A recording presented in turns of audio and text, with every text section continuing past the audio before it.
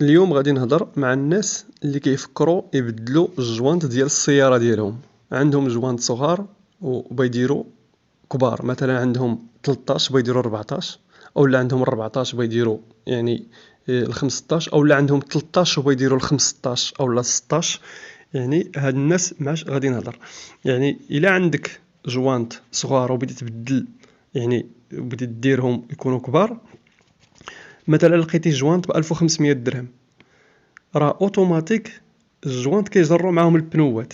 ماشي تقول راه بغيت نبدل انا غير الجوانط ب 1500 درهم صافي وندير فيهم البنوات القدام، لا، بدلتي الجوانط خصك تبدل حتى البنوات. يعني كان عندك جوانط صغار بغيتي دير كبار، خصك دير حتى البنوات اللي كيتماشاو مع دوك الجوانط الكبار. عندك مثلا في الطوموبيل ديالك الجوان 13 راكبين فيهم بنوات، فراه الا بغيتي دير الجوان 14 هذوك البنوات اللي راكبين في 13 راه ما خدامينش لك باقي، خصك تمشي تشري بنوات اخرين ديال 14 كما كتشوفوا معايا في هاد الميبيان.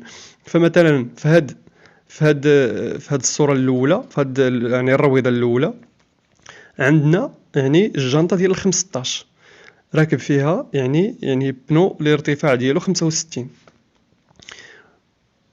الا بغيت نبدل انا هاد الجنطه ديال 15 بغيت ندير في الطوموبيل ديالي الجنطه ديال 16، فهاد الصوره الثانيه هادي فيها الجنطه ديال 16 وفيها البنو ديال 55.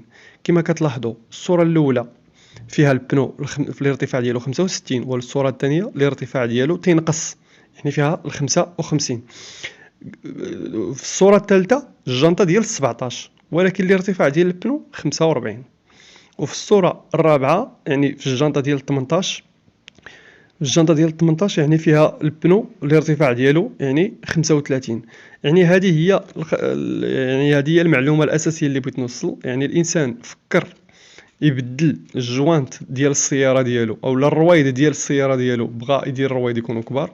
فإلا كان عندك مثلا 14 وبغيت دير 15، فشريتي جوانت ب 1500 درهم، فراه اوتوماتيك خصك تشري بنوات ديال 15. يعني خصها تكون الميزانيه زايده، ماشي الانسان معول على واحد 1500 درهم تيقول راه بغيت نشري جوانت غادي نركبهم في السياره ديالي، لا، راه الا فكرتي دير جوانت يكونوا كبار راه اوتوماتيك يعني كيجروا معاهم حتى البنوات.